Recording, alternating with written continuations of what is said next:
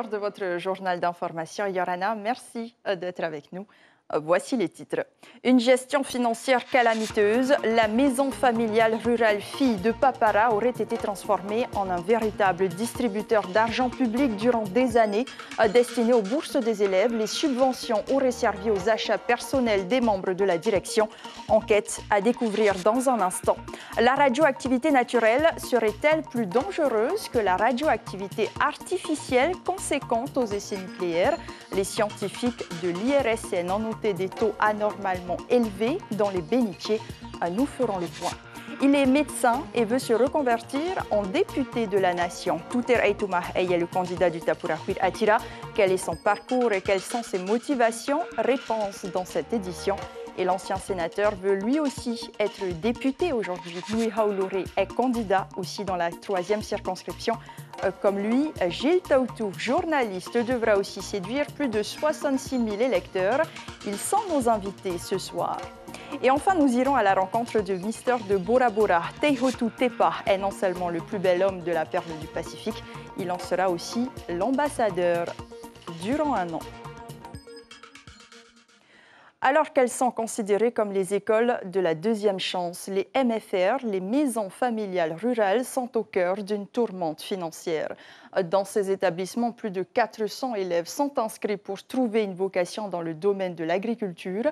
La MFR Fille de Papara serait victime de détournements de fonds publics présumés et les dysfonctionnements financiers pourraient s'étendre à tout le système des MFR en Polynésie. C'est une enquête signée Lucille Guichet-Tirao, Sibel Plichard, Hiti Manaki et Patita Savia. C'est l'histoire d'une gabegie qui dure depuis au moins 10 ans. Des dizaines de millions de francs d'argent public soupçonnés d'avoir couvert des dépenses personnelles. À la MFR Fille de Papara, il y aurait plus de 55 millions de francs d'opérations financières non justifiées sur 2020 et 2021. Les élèves n'ont pas repris les cours à la rentrée dernière. L'État a stoppé le versement de ces subventions. L'ensemble du personnel a été licencié en novembre 2021. Sur place, seul reste l'émotion de Sylvain et l'amertume de Leslie. Le couple de gardiens n'a jamais signé de contrat de travail. Ils ne sont plus payés depuis le début de l'année. Ils doivent quitter les lieux cette semaine. On va voir après ici au pays. On a préparé tout, nettoyé tout. Et vendredi, on laisse le bâtiment, on rentre. Ça fait mal au cœur un petit peu? Oui. Comme ça. C'est l'abri. OK. Une enquête judiciaire est ouverte. Les subventions versées par le pays et l'État sont destinées aux frais de fonctionnement ou au versement des bourses des élèves. Mais pour combler le déficit, en décembre dernier, la présidente du comité restreint demande au ministère de l'Agriculture une nouvelle subvention exceptionnelle de plus de 24 millions de francs. La subvention aurait été refusée, mais la MFR Fille de Papara ne rouvrira plus. Le pasteur Mitema Tapati est aussi administrateur au CPMFR, le comité polynésien qui gère les 8 MFR du territoire. L'ancienne directrice a été licenciée le mois dernier pour faute grave. Il regrette des erreurs de comptabilité, mais pour lui, il n'y aurait rien d'illégal. On a licencié le ENIS, non pas par avis du CA. On a licencié ENIS par rapport au rapport d'enquête. À la MFR de Taha'a, un audit de la Direction des finances publiques de 2017 que nous nous sommes procurés relève de nombreux retraits d'espèces sans justificatif. Une parcelle mise à disposition par le pays aurait été octroyée aux frères du président de l'établissement. L'inspection d'État vient d'y effectuer une visite pour des dysfonctionnements éducatifs et comptables présumés. Je n'ai pas de réponse à cela parce qu'on attend le rapport. Parce que c'est eux qui nous envoient le rapport. Pour le moment, je n'ai pas de réponse. Je ne peux pas répondre. Oui, mais voilà, seuls 3 MFR sur 8 ont actuellement une comptabilité saine. Aujourd'hui, une nouvelle équipe s'est mise en place à la tête du comité polynésien des MFR et elle veut épurer la situation. La même absence de contrôle du CPMFR qui était dévolu principalement à la directrice de l'époque Après, sur les décisions qui ont été prises à l'époque, sur ça aussi, je vais pas commenter ces décisions. Les MFR valent le coup de poursuivre leur activité. Et de nombreux jeunes, de nombreuses familles comptent sur les MFR. Aujourd'hui, elles représentent plus de la moitié de l'enseignement agricole. Ce n'est pas anodin. 400 familles à peu près comptent sur nous. Contacté, le ministère de tutelle n'a pas donné suite à nos demandes d'interview. Et interrogé, les services de l'État confirment que le contrat avec la MFR de Papara a été résilié cette année. Toutefois, je cite, la situation connue à Papara-Fille n'est à ce stade pas reproduite par ailleurs. Fin de citation. Entrée en matière mouvementée ce matin pour le colloque sur le nucléaire qui s'est ouvert à l'université. Après les discours d'ouverture et les premières interventions des historiens, les esprits se sont échauffés sur des propos tenus par Alexis Vrignon. Pour le chercheur, l'arrestation de Povan A. Oopa n'avait aucun lien avec le CEP. Dans le public, une femme a vivement réagi à ces propos. Voici un extrait. La chronologie que j'ai essayé déjà de refaire ce matin et celle d'Alexis sur les contestations, elles sont très claires. Il n'y a pas du côté de l'État, avant 61, un projet de s'implanter et quand on arrête Pouvana en 58, pour des raisons chronologiques toutes bêtes, parce qu'il n'y a pas d'agenda nucléaire du côté français. Ce n'est pas le nucléaire qui est la motivation de l'agenda de Pouvana. C'est à vomir que vous soyez là en train de réécrire notre histoire à votre sauce, à la sauce de l'État. C'est une blessure ce qui s'est passé. C'est une grosse blessure et là, vous réécrivez notre histoire. Vous dites que vous reparlez de notre métois, mais c'est terrible. Je suis choquée de ce qui se dit ici. Je suis absolument choquée. Jusqu'à maintenant, l'arrestation du Métois avait été liée à l'installation du Centre d'expérimentation du Pacifique, une thèse notamment développée par Jean-Marc Regnault dans son livre « Povan A et De Gaulle, la candeur et la grandeur ». 3 jours de discussion pour 3 ans de recherche et 30 ans d'essai. Le colloque intitulé « Histoire et mémoire du CEP, un deuxième contact » se tient jusqu'à vendredi. Depuis 1962, le laboratoire d'études et de suivi de l'environnement surveille les taux de radioactivité dans nos îles, sauf à Fangataufa, Moruroa, les îles militaires. Si le césium-137 conséquent aux essais nucléaires est toujours présent en infime quantité, les scientifiques s'intéressent dorénavant davantage à la radioactivité dite naturelle. Le taux de polonium serait par exemple anormalement élevé dans les bénitiers. Les explications de Cybèle Plichard et Nicolas Suir. Du taro des gambiers découpé en petits dés, mais il ne s'agit pas ici de cuisine. Cette technicienne a pour mission de conditionner ces échantillons pour les analyser. Après, les petits carrés que j'ai sont complètement secs. Je les récupère et je les broie. Et j'obtiens du coup une poudre très fine comme ça. Ces loches prélevées dans le lagon de Hao au Tuamotu subiront le même sort. Dans le lyophilisateur, de la noix de coco et du bénitier. Ce mollusque filtrant de nombreuses quantités d'eau peut présenter une forte concentration de polonium-210. Cet élément radioactif serait naturellement présent dans l'environnement. Ce sont des éléments qui sont très radiotoxiques. Donc on travaille aujourd'hui sur ce sujet-là en essayant de voir un petit peu la concentration qu'on peut avoir en fonction des sites. On s'est aperçu qu'on avait une disparité entre ce qu'on pouvait mesurer dans les Tuamotu par exemple et les Australes. Et on essaye aujourd'hui d'aller un petit peu plus loin dans cette expertise. Les retombées des essais nucléaires dans le Pacifique sont coupables, eux, de radioactivité artificielle. Le césium-137 faisait jusqu'à présent l'objet de toutes les attentions. Mais ces concentrations dans notre environnement sont jugées extrêmement faibles. Les scientifiques constatent même une baisse annuelle de 2,3%. Il est malgré tout décelé dans les poissons de haute mer, par exemple. Aujourd'hui, les concentrations dans le poisson, si je ne me trompe pas, sont marines, sont de l'ordre de 0,1 becquerel par kilo de poisson. C'est très faible. Il faut savoir que les limites d'interdiction de consommation des produits, ce n'est pas 0,1 ni 1, c'est 1000. Au-delà de 1000, effectivement, on considère que les produits ne doivent pas être consommés. Le césium qui se fixe dans les muscles ou le plutonium sur les os, l'iode qui se désintègre dans la thyroïde. Mais ces menaces ne seraient plus là. Selon les experts de l'IRSN, l'exposition de la population au rayonnement ionisant est aujourd'hui quasi exclusivement d'origine naturelle. En 2020, la dose efficace totale est évaluée à 1,4 millisievert en Polynésie, 2 fois moins que dans l'Hexagone. Et les conseillers municipaux du Tapura Huirattira ne soutiendront pas Teura Iriti à Aroué. Les 3 élus du Tapuranu Aroué refusent en effet de collaborer avec la tête de liste Aroué Papaoa car les valeurs politiques ne sont pas les mêmes. Léo Marais l'a dit à Patrick Sing Sing. La difficulté de travailler avec Teura, c'est déjà il y a 3 points forts. La première, je pense qu'elle aurait dû d'abord prendre contact avec nous plutôt qu'avec le président pour essayer de rentrer en tout cas en relation avec le Tapuranu Aroué. Avec les colistiers, dans la discussion qu'on a eue, ça a été aussi de dire que les valeurs politiques ne sont pas les mêmes. C'est-à-dire qu'on le voit bien même en tant qu'opposition au sein du conseil municipal. On a un projet de société, un projet de vie pour Aroué, pour la population qui n'est pas du tout le même et qui n'est pas la même vision que celle de Teura.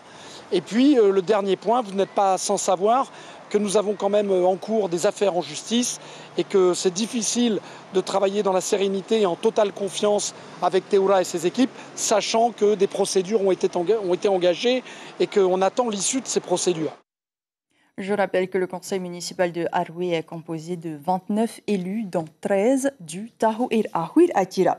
Et sans transition, nous ouvrons notre rubrique spéciale élections législatives.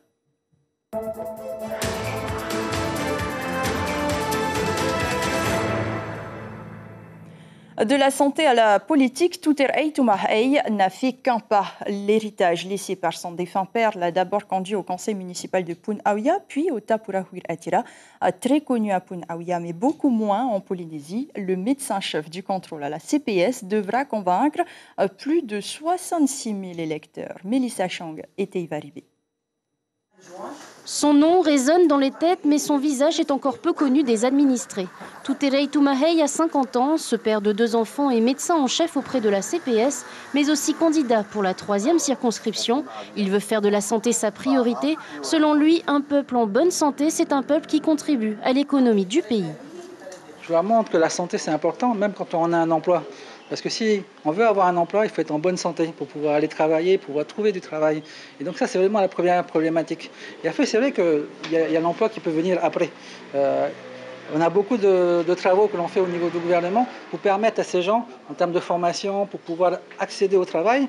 Mais souvent, on a beaucoup qui nous disent « Ah oui, mais moi je ne peux pas parce que j'ai un problème de cœur, j'ai eu le RAA, j'ai le diabète. » Et ça, c'est important. Ça, c'est important de leur dire « Oui, il faut prendre soin de votre santé pour pouvoir après travailler. » Ses convictions, Tuterei les affiche auprès du Tapura Huirattira.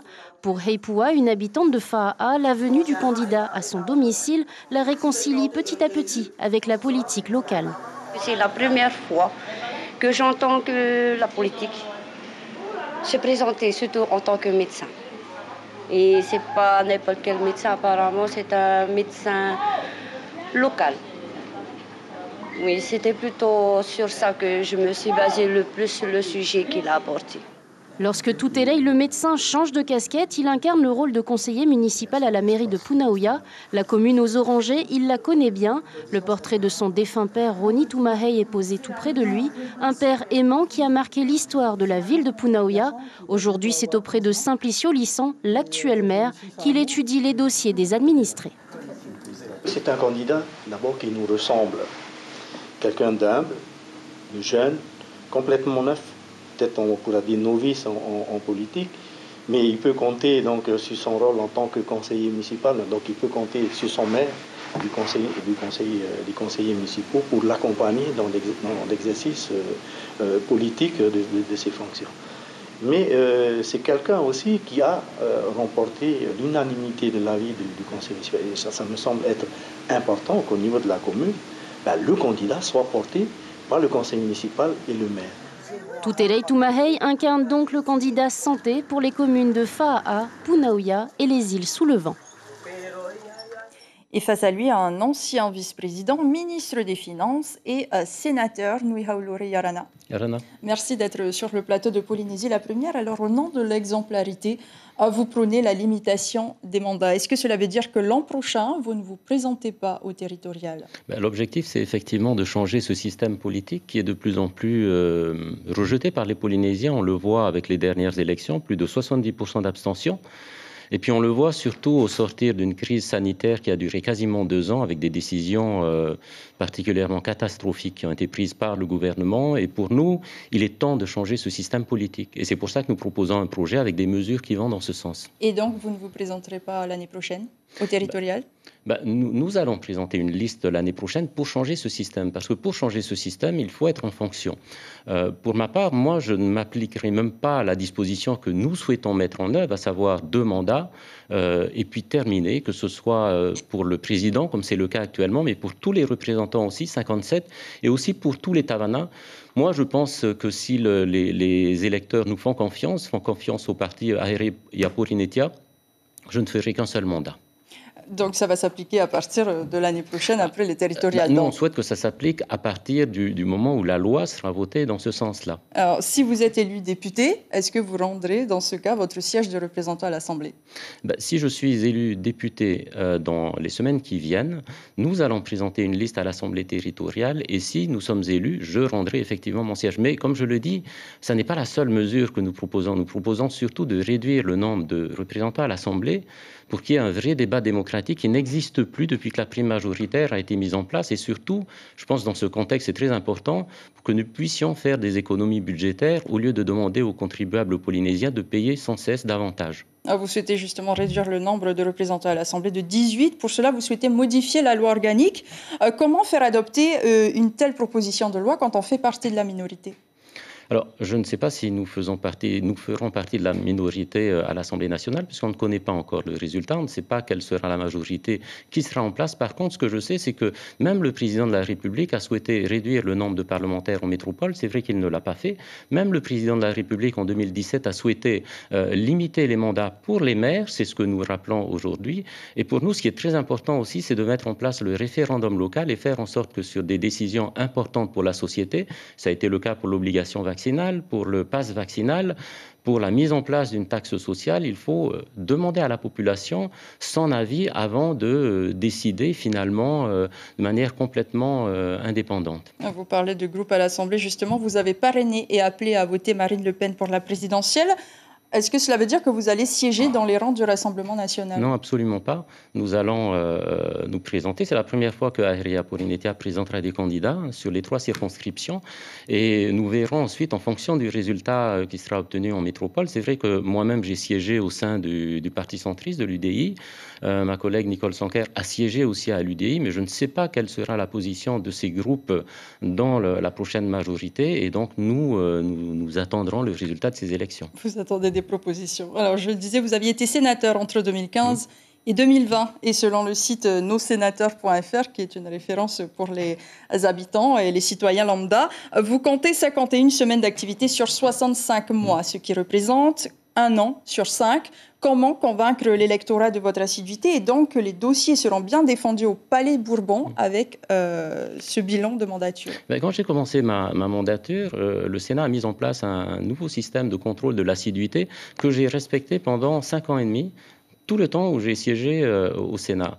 Par ailleurs, j'ai été rapporteur du budget d'outre-mer pendant 5 années consécutives. J'ai défendu les intérêts de l'ensemble des collectivités. J'ai rendu plusieurs rapports, dont certains ont été mis en place. Et donc, sur ce plan, je sais que c'est un grief qui m'est fait par mes opposants politiques. Alors, j'avoue, c'est vrai que je ne suis pas un fan des selfies et de l'utilisation de Facebook. Par contre, si vous regardez effectivement les rapports que j'ai rendus pendant cette période, vous verrez qu'il y a un vrai travail. Merci beaucoup, Nui Haulore, Merci à vous. pour toutes ces réponses. Et justement, à Punaouia, où l'on compte plus de 18 000 inscrits, ce scrutin n'est pas réellement au centre des attentions. Vous allez le voir dans ces réactions recueillies par Mélissa Chang et Marcel Bonneau. Pas exactement. Je ne suis pas quelqu'un qui pense trop politique. Est-ce que tu sais qui sont les députés actuels ?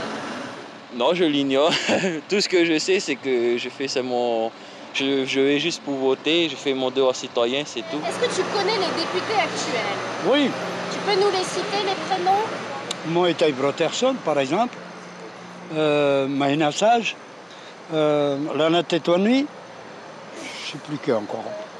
C'est déjà 3 que je connais. Est-ce que tu connais les candidats dans ta circonscription ? Oui, mais je ne me suis pas trop intéressé, franchement. Tout à fait exact, oui. Tu peux nous donner leur nom? Tu connais les candidats actuels aux circonscriptions? J'ai vaguement vu hier, mais j'ai pas retenu.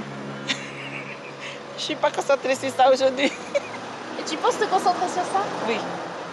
Oui. Bon, après, j'ai ma petite idée. Hein. J'ai deux personnes qui m'intéressent, mais ça s'arrête là. Mais oui, ça m'intéresserait bien d'aller voter. Tu connais les candidats? Pas encore. En ce moment, je ne suis pas vraiment l'actualité et tout. Je sais juste la Tétouanui, mais après, moi, Bourdesson. Je pense que c'est tout. Hein. C'est les deux seuls que je connais. Tu sais qui sont les candidats dans ta circonscription?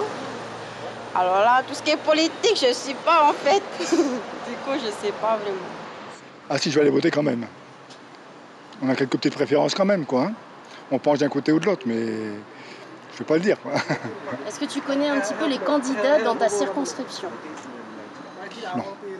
Je connais les candidats, mais je ne sais pas si c'est dans ma circonscription ou pas. Là, je ne me suis pas vraiment intéressé. Quoi. Et lui est un des 8 prétendants dans la 3e circonscription. Gilles Taoutou, journaliste à Polynésie la Première depuis plus de 10 ans, a décidé de se lancer en politique. Gilles Taoutou, Yarana. Yarana. Merci d'être avec nous ce soir. Alors, selon vous, la politique et le journalisme sont-elles des fonctions compatibles? On est journaliste, d'abord citoyen, père de famille. Il y a un temps pour tout. Un temps pour son métier, un temps pour s'engager dans le pays. Pour cette élection, je me suis engagé à m'engager pour le pays, voilà, pour la population. Sur ce niveau-là, est-ce que pour vous, il n'y a pas un problème de déontologie ou un problème moral? Si c'est un problème de venir répondre aux besoins de la population, je ne vois pas le problème. Si c'est un problème de venir demain proposer quelque chose pour les îles comme les Raromatei, je ne pense pas que ce soit un problème. Bien au contraire. Mon rôle de journaliste, vous l'avez dit, depuis un peu plus de 10 ans, je vois ce qui se passe. On ne peut pas rester aveugle malgré tout. On est quand même des humains. On voit ce qui se passe avec la situation de l'ICE. On voit les familles qui se détruisent. On voit des jeunes également qui se détruisent. Vous savez, on peut arrêter ce fléau de l'ICE. Comment? 2 choses. Proposer de l'emploi immédiatement dans les îles. Je pense que si nos politiques, si l'État s'était engagé pour vraiment créer de l'emploi, vraiment s'occuper de la jeunesse, vraiment s'occuper de ce qui se passe aujourd'hui, on ne serait pas là, je pense. Alors justement, proposer de l'emploi, cela ne fait pas partie de vos prérogatives. Comment est-ce que vous pouvez intervenir?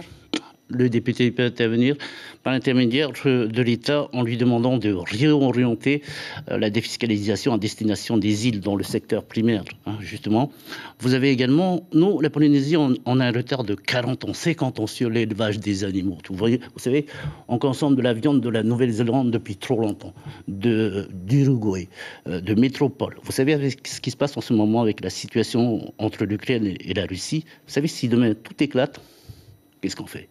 Il est temps aujourd'hui de vraiment penser à un développement sur la pêche, l'agriculture, le secteur primaire en fait, en général. Alors donc tout ce que vous citez, cela se fera par le levier de la défiscalisation uniquement?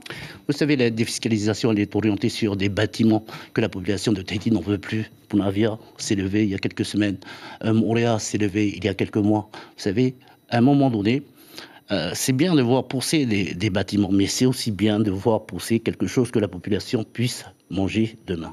Alors vous souhaitez aussi augmenter le nombre de policiers aux frontières. C'est important. Comment est-ce que ça va s'articuler selon vous?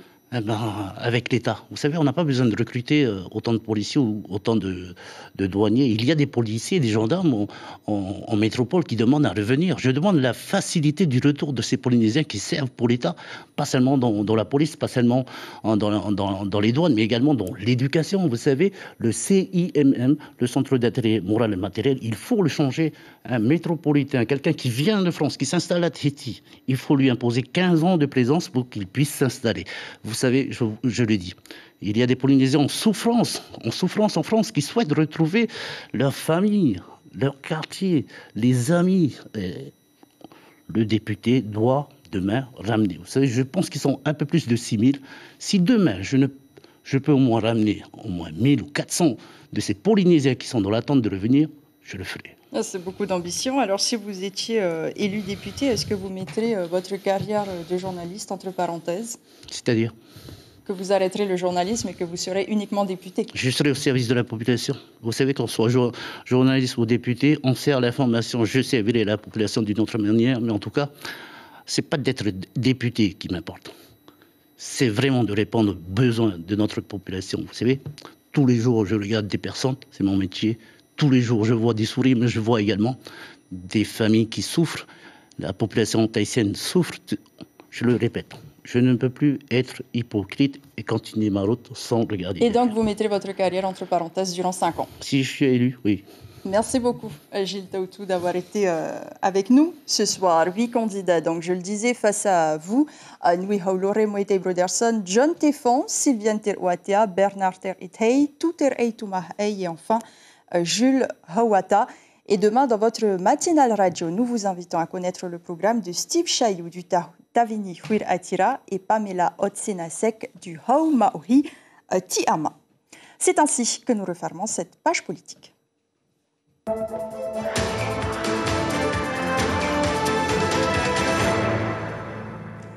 On retourne à Bora Bora ce soir pour la suite de notre série. Je vous propose de faire la connaissance de Teihotu Tepa, élu Mister Bora Bora il y a tout juste un mois. Un jeune homme plein de surprises qui a appris à danser en quelques jours. Nouveau titre oblige. Teihotu souhaite travailler dans le secteur touristique. Vous allez le voir, il a eu du mal à se lancer dans l'aventure de l'élection, mais il a réussi. Natacha Silagi, Mirko Vanfo.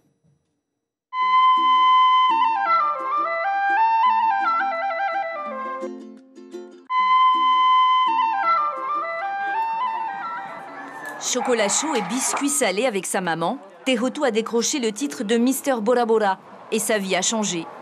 Il est timide, il est réservé, mais quand il était sur la scène, il était ouvert, quoi. Avec ma famille, tranquille, moi-même. Mais quand j'étais sur la scène, même moi, je me suis même plus reconnu. Chaque matin, avant d'aller au lycée, Teihotu s'occupe de son petit frère autiste. C'est lui aussi qui est chargé de faire démarrer la voiture familiale.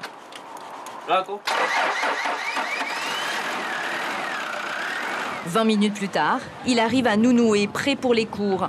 Il dit au revoir à tout le monde et rejoint ses camarades de classe, ceux et celles qui l'ont aidé à décrocher le fameux titre. Lui qui est de nature très réservé, au début c'était difficile pour lui de s'ouvrir. En plus, avec le méga talent show qu'il a fait. Une soirée merveilleuse que le jeune Mister n'oubliera pas. Alors, quand il arrive en cours de CAP hôtellerie, son statut a changé auprès de ses professeurs comme de ses amis. Teihotu a pris de l'assurance. Explique un petit peu ce que tu as fait, comment ça s'est passé. Pendant mon aventure. Ouais, elle vient quand tu as un beau jeune homme qui va te présenter. Allez, allez.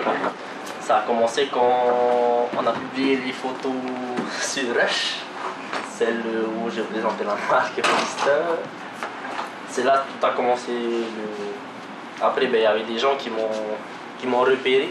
Grâce à cette expérience, il a pu s'ouvrir à nous tous. Sinon, avant, il n'était pas comme ça. On parle toujours de savoir-faire, mais ce qui est plus important encore, surtout dans notre métier, c'est les savoir-être. Les savoir-être dans la façon de s'exprimer, dans la façon... C'est un exercice qui n'est pas facile et pourtant, il le fait très très bien.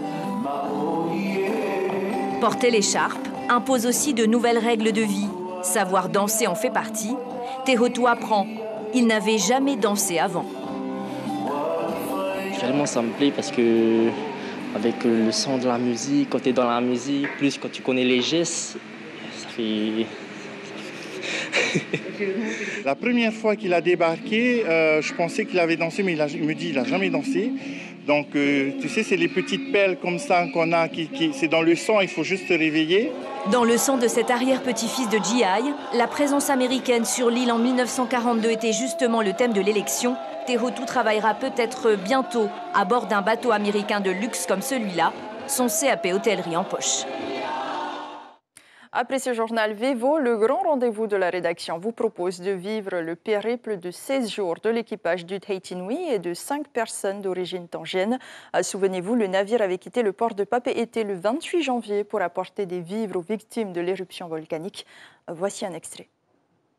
Tous à bord se conforment aux directives sanitaires imposées par le petit royaume de Tonga. Les carnets de vaccination sont à jour. Des tests antigéniques ont été réalisés juste avant l'embarquement et moins de 24 heures avant notre arrivée.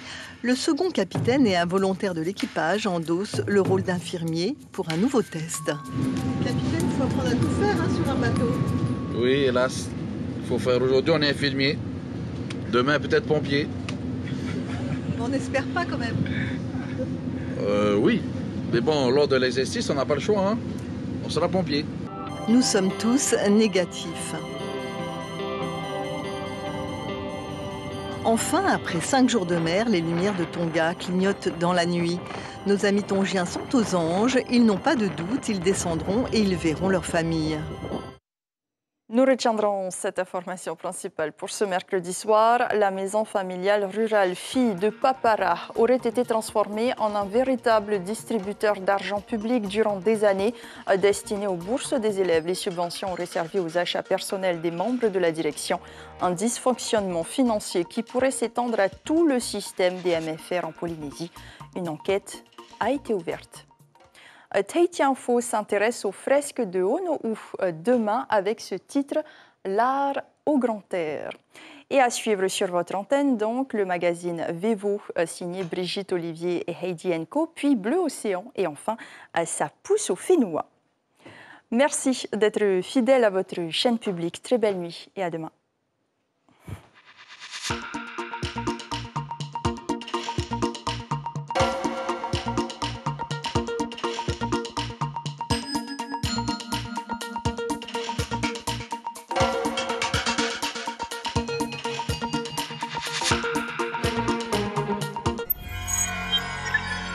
Retrouvez ce programme en replay sur notre site internet.